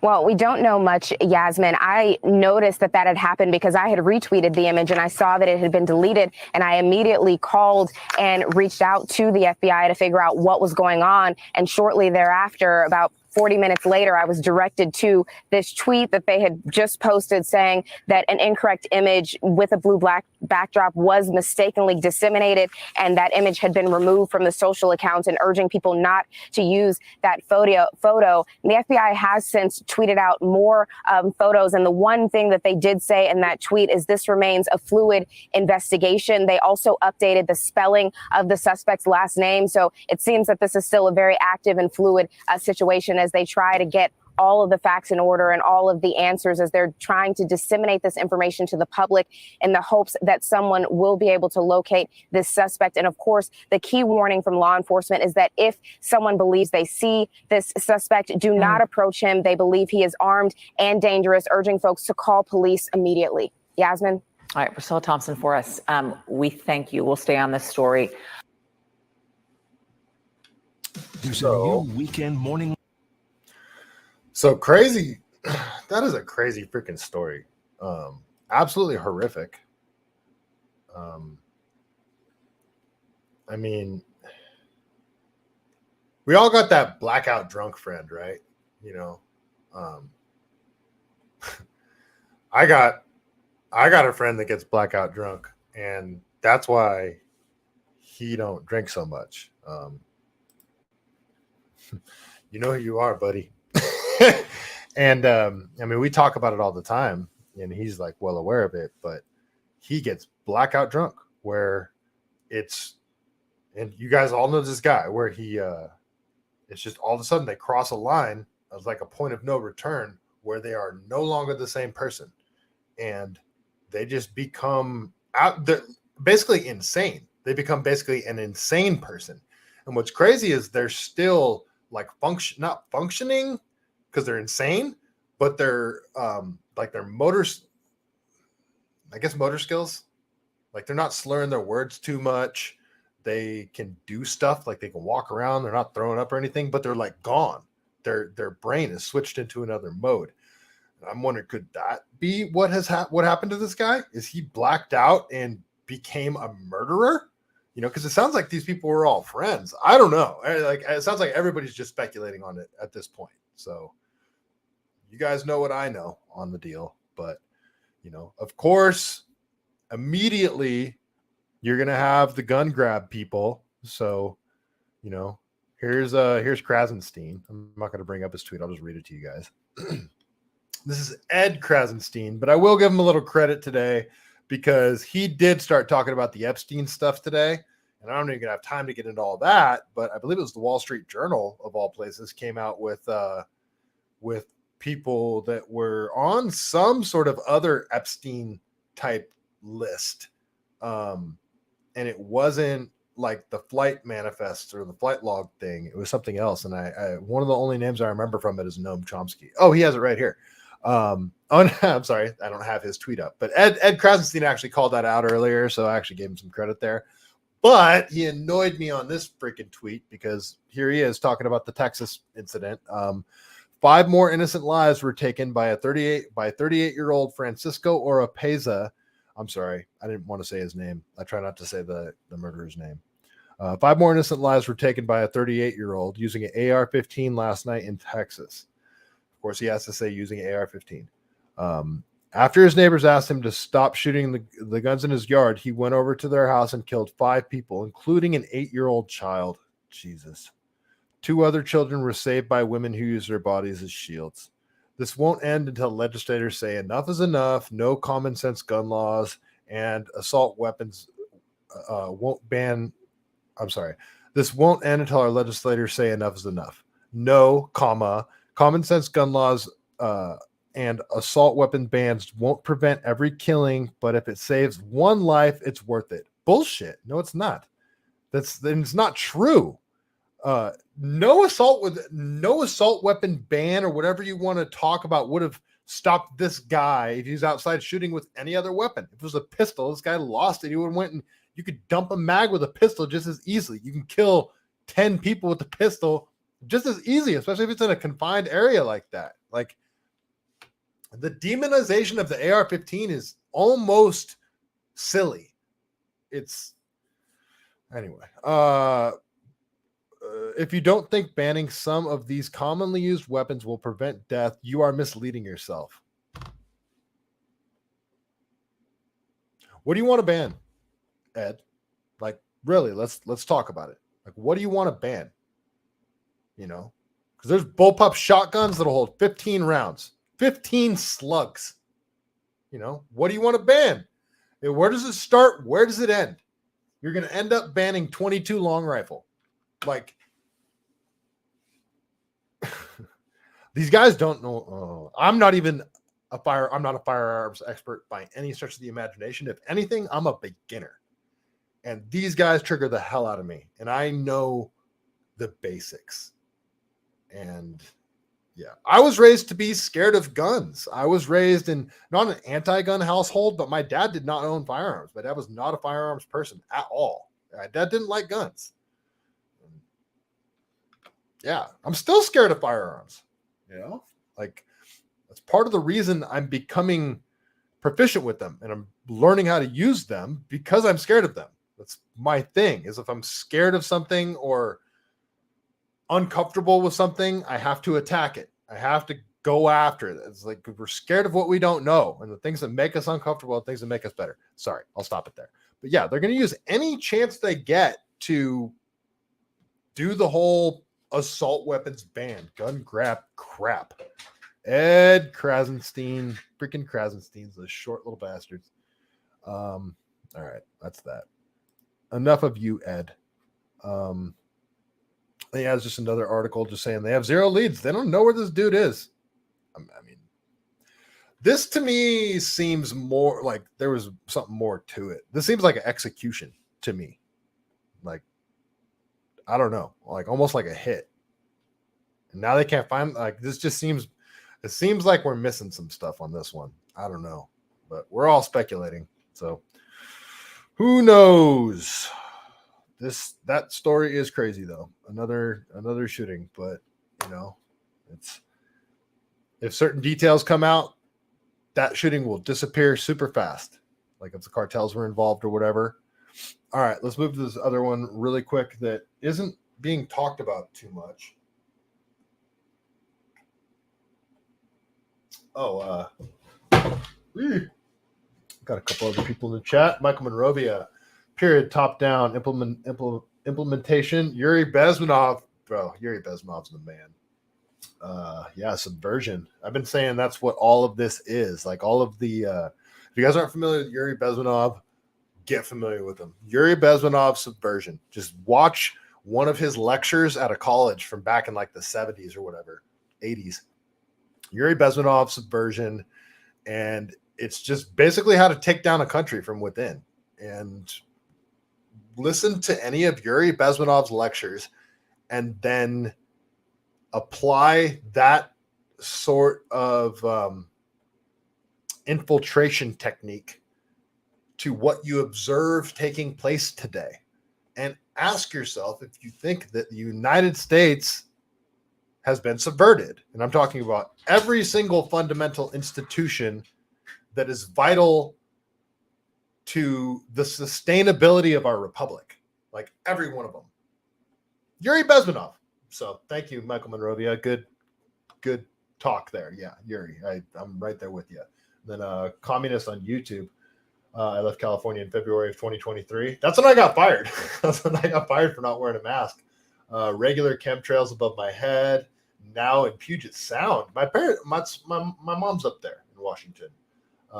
Blue as hell, but clean air. I love it up there. It is beautiful, but I get depressed. I get depressed when I go up to Washington. It's just the rain, too much of it. Yeah, shout out to CaliBased. Thank you. Terry Wallace, why'd you block Brian? You blocked Brian and you kept Ed? That's funny. Unblock them. You should. They kind of seem like they're at least trying sometimes. I think they are like paid propaganda people. My dog is so mad. She's scratching at the door. Unblock Brian. Come on, Terry Wallace. Unblock Brian. Seriously. Oh, you couldn't take both of them? That's funny. Yeah, they are a bit much. I'll give you that. All right. So I'm sure you guys heard about this. This disappeared from the... Oh, here, I'll share it with you guys. You can read along if you want. But this was trending for a bit, and it disappeared really fast. So I don't know if maybe this is fake news. You guys can decide for yourself. But this is Kyle Becker, and I like him. So I'm going to read you his article. I saw this somewhere else, and I think it was behind a paywall. So I went to Kyle Becker because he's awesome. Okay. So yeah. Anything that I present you guys, I'm going to try and present it for what it is. What I'm reading to you, I'll tell you what the source is. I'm never presenting something to you as if I'm verifying it as fact or true. I'm presenting to you what I'm finding. And the goal is to get the conversation going. And if I read something that ends up being false and you guys fact check it, please tell me about it. And I will say that what I read was false. And I would love to always make sure that the truth rises to the top. Yeah, with that said, always try to, if something sounds not right, that I say or read, like, yeah, please fact check me. I 100% want to be proven wrong if I'm wrong. Like, please give me that feedback. I am not, there's no ego here with this stuff. I'm just starting in this world, in this space, and I'm just trying to be as honest as I can about it. I have no ego yet. I don't deserve one. So yeah, anyway. So take this, what I'm about to read, with a grain of salt, though I do like Kyle Becker. He's cool. Whistleblower who is planning to reveal explosive information on the Biden family corruption has disappeared. Dr. Gal Luft, the co-director of the Washington-based Institute for the Analysis of Global Security, was preparing to reveal explosive information about the Biden family international corruption scandal. Now he has suddenly gone missing under mysterious circumstances after a Larnaca court had released him on bail. The Cyprus Mail reported. Why was he in jail? Okay. Luft was the advisor of the CEFC China Energy, which paid Hunter Biden around $5 million in 2017 alone. Okay, so that goes back to that whole Burisma Energy Board crap, I think. Luft said that he was arrested on bogus weapons trafficking charges in January, claiming that it was attempt to silence him. Oh, okay. That's why he was locked up. I've been arrested in Cyprus on politically motivated extradition request by the U.S., he claimed.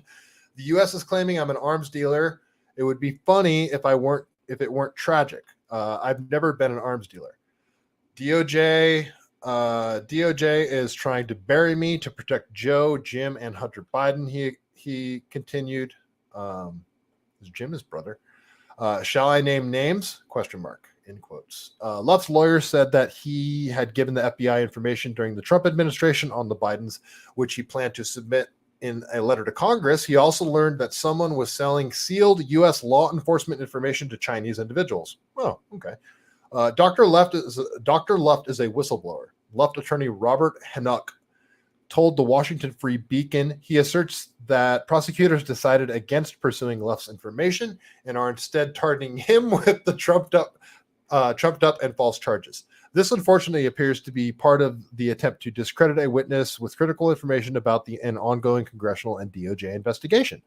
Luft's lawyer told the DOJ that his client would submit a letter to Congress containing information on the Biden family he had previously given to the FBI during the Trump administration. The attorney claimed that Yi Yingming, founder and chairman of the CEFC USA, a nonprofit created by China Energy Fund Committee, told Luft that Hunter Biden had an informant in the FBI. Oh, okay. Yi Yingming, founder and chairman of CEFC USA, reportedly told Luft, okay, I'm sorry, I just read that. According to Luft, he tried to inform the Department of Justice, DOJ, in 2019 that Chinese state-controlled energy company CEFC had paid $100,000 a month to Hunter Biden and $65,000 to Joe's brother Jim in exchange for FBI connections and use of Biden's name to promote China's Belt and Road Initiative around the world. This is all stuff we knew. This is all stuff that was available. Like, we knew this. Luft learned about the scheme through his own relationship with Hunter and Chinese business partners Patrick Ho and Yi Yingming, the chairman of CEFC. Stop saying that. Okay, I get it, Kyle. You only need to say that he's the chairman of CEFC once, and you could stop saying it after that. From 2015 to 2018, Luft organized the international energy conferences in partnership with Ho's think tank and nonprofit China Energy Fund Committee, CEFC USA. Stop saying it. A front organization for Yi's CEFC. Jesus. Yi continued to Luft that Hunter had an informant in the FBI or formerly of the Bureau. Extremely well placed, who they say paid lots of money to provide sealed law enforcement information. Awesome. All right, just a little bit left. Let's see. I guess this is the source. One Eye, in parentheses, One Eye told Yi that the Southern District of New York was investigating him and or Ho in late 2017, and that an Asian, an African, and a Jewish guy were named on the sealed indictment. Soon after that tip-off, he ordered Hunter $1 million to be his private counsel and flew to China, leaving his wife, daughter, and son, mother, and nanny in his $50 million penthouse at 15 Central West. At 15 Central Park West. Yi was detained in Shanghai 3 months later and disappeared before he left New York. And Yi. All right, so okay, enough of this. So the guy disappeared.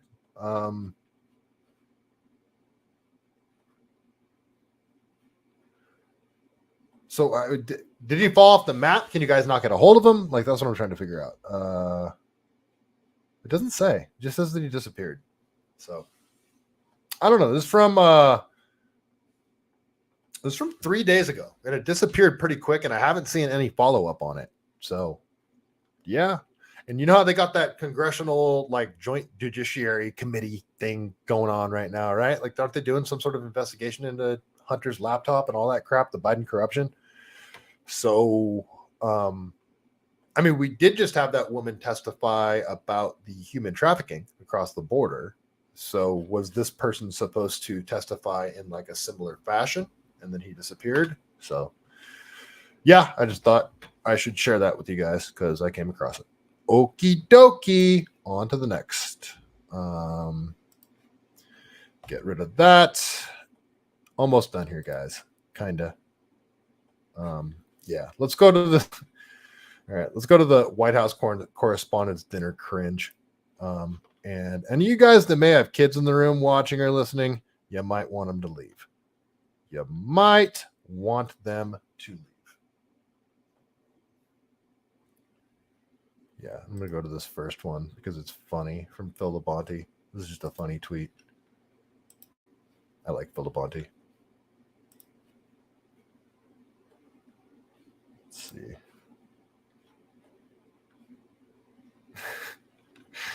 Phil Labonte says, so Dark Brandon equals evil retard. Sorry. And I'm bringing back retard. So go ahead and cancel me. Whatever. You leftists down the road years from now, you want to say, look, he said retard. Yeah, I'm bringing it back. Retard. Like, I'm tired of it.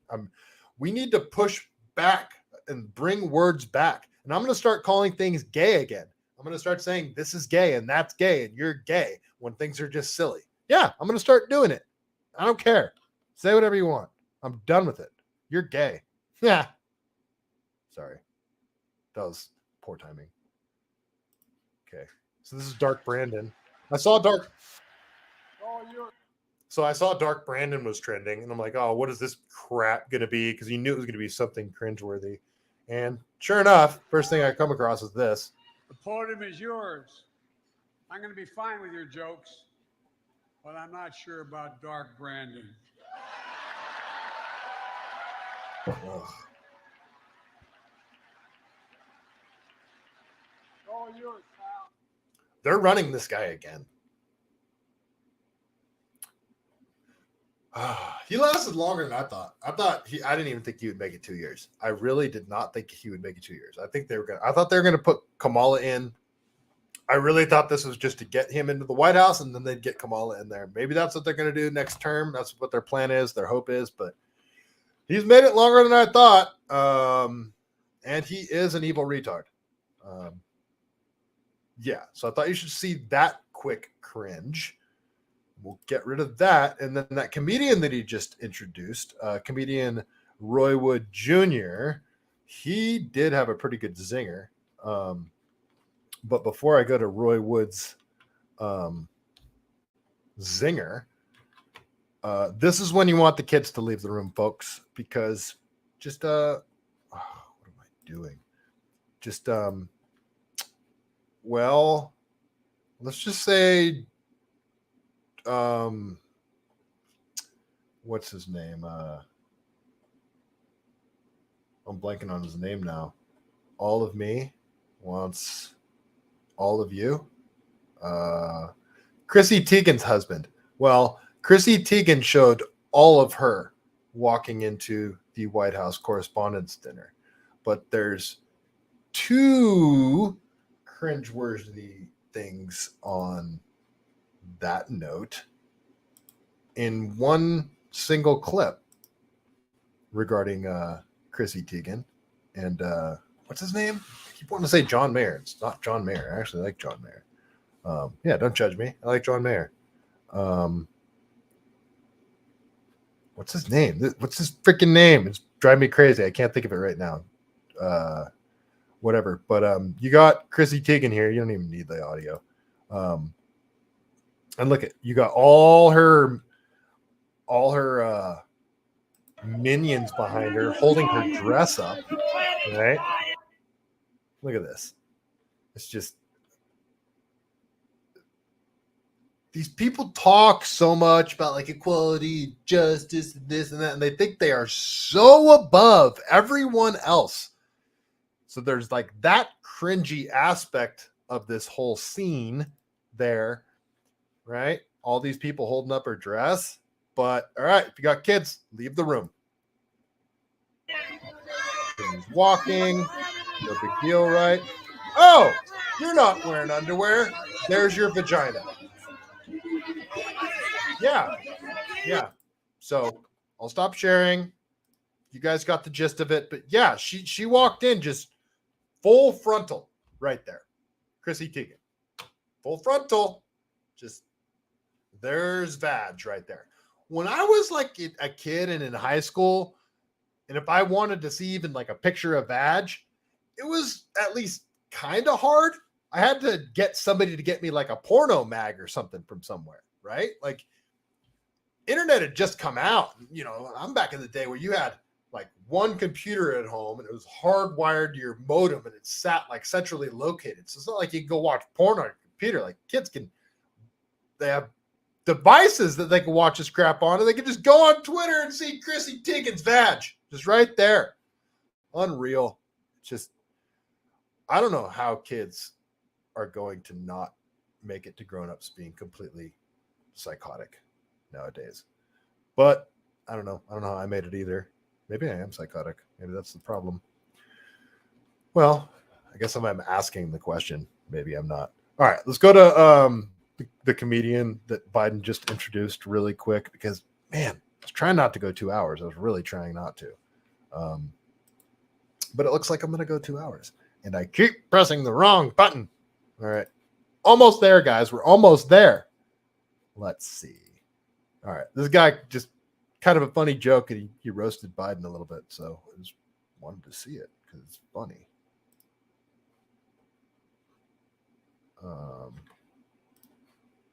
There it is.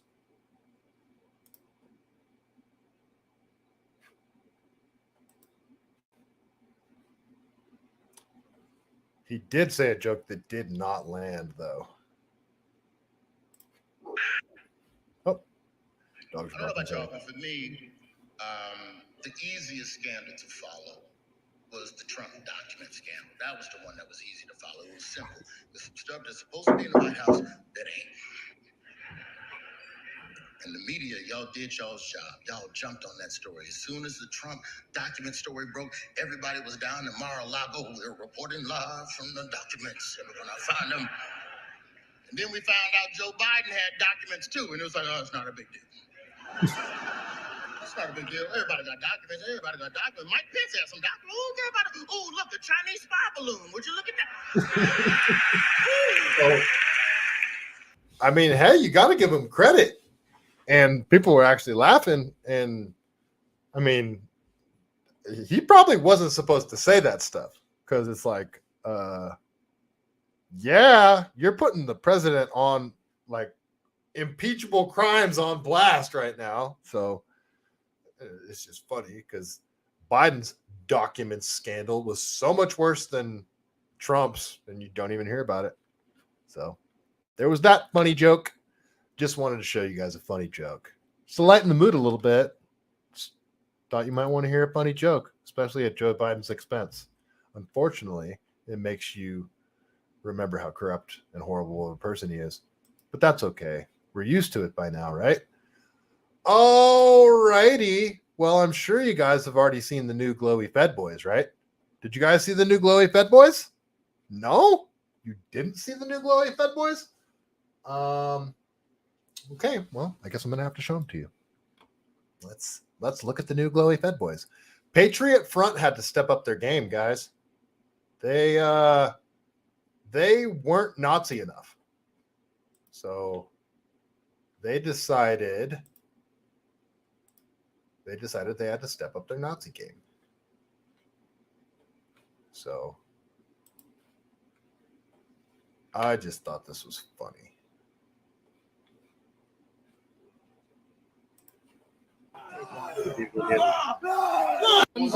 Or something you don't on the side of the road, like to shock them. You know, that's the joke. So what they should be doing is voting. Anyway, I've got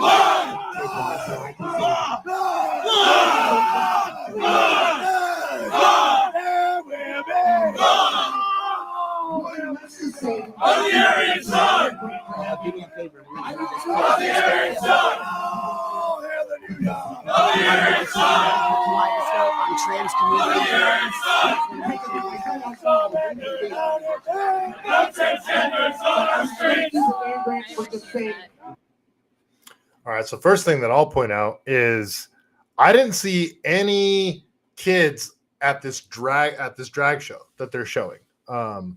There's other footage floating around. If there is kids, then you know it is one of those awful drag shows. But I think this is just a regular, ordinary drag show, which nobody cares about. So that's my first inkling that these are Fed boys because, well, they're showing up at a drag show and protesting that nobody cares about. Nobody's protesting drag shows for adults. Nobody freaking cares. Maybe some people do because they're talking about like the degradation of society and the slippery slope and all that stuff. But that's a different conversation.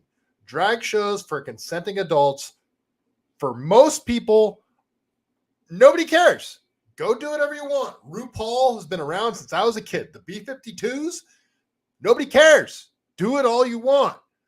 So I think this was just a drag show for adults, and nobody protests those. And you're going to have all of a sudden guys show up, faces covered, wearing black Doc Martens, black pants, red shirt with a matching symbol on it, covered face, Nazis, Nazi flags, swastika flags, chanting the same thing with some big giant skinhead, neck tattooed white guy walking around back and forth that clearly looks like a paid Fed boy.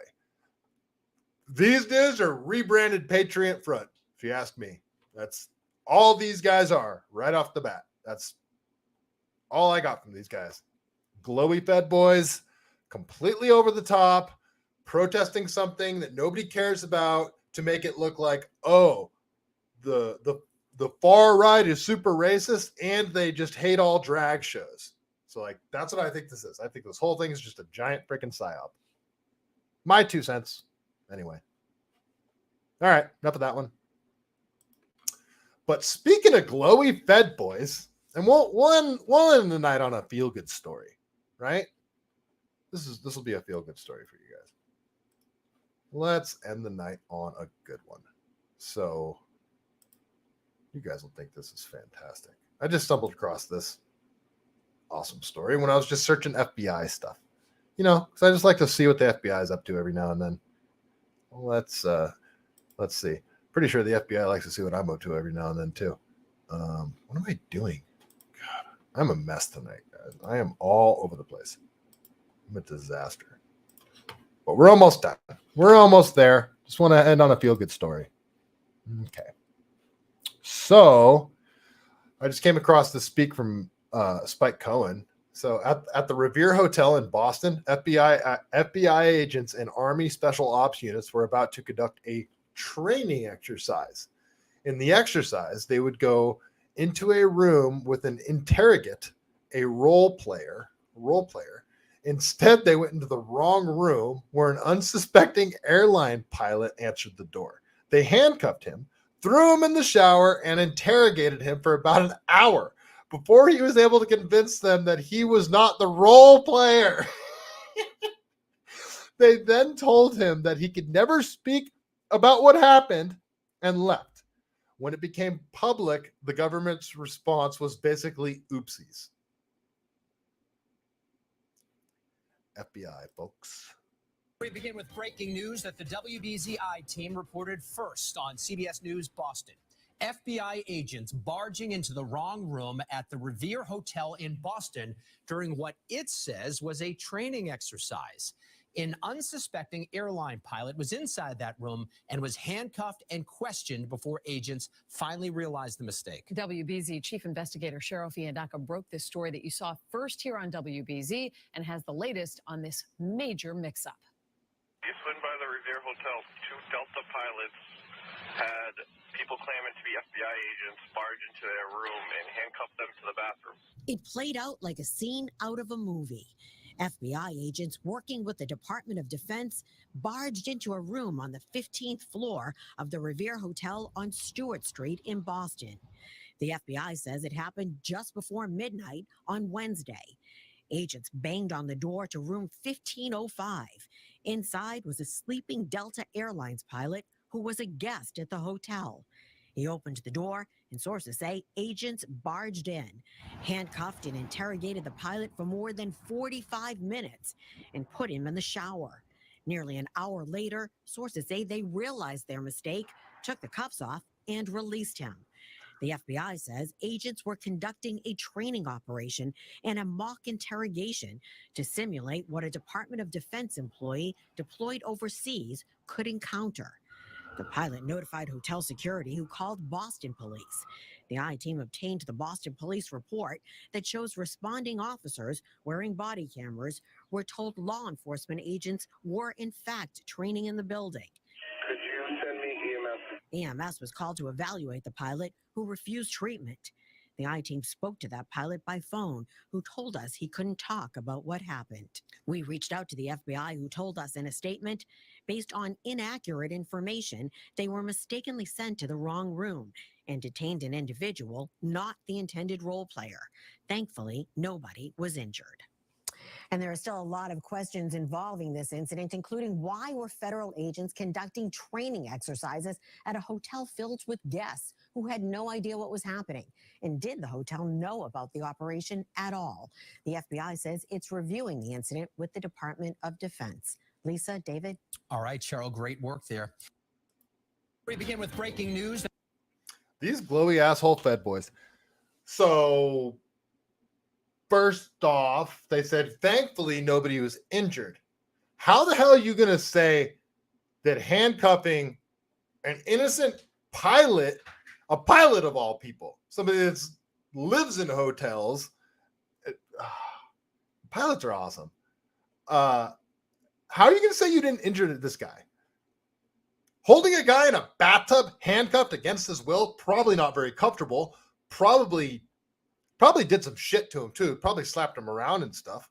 Like, how are you going to say that's not injured? Oh, you didn't break any bones or anything like that. Yeah, you psychologically damaged that guy. And also you're further psychologically damaging this guy by telling him you can't talk about it. Look, he's terrified, I'm sure.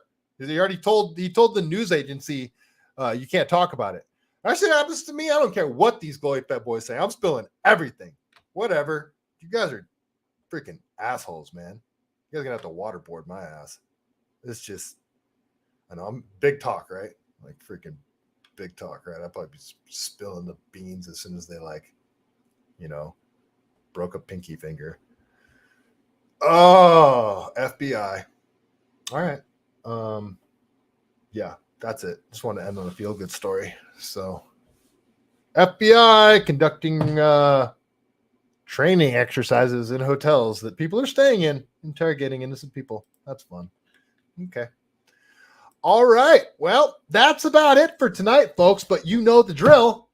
Let's read a joke, but before we do, if you've made it all the way here, again, go ahead and smash that like button if you can.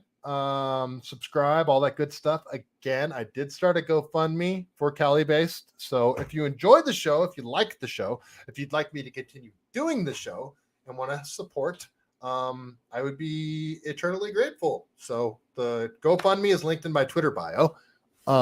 Yep, feel free to go check it out. And without further ado, let's pick out a random joke from the best book ever written, The Truth About Chuck Norris. Here we go. Random joke. And all right, folks. When Chuck Norris wants a salad, he eats a vegetarian. And on that note, stay CaliBased.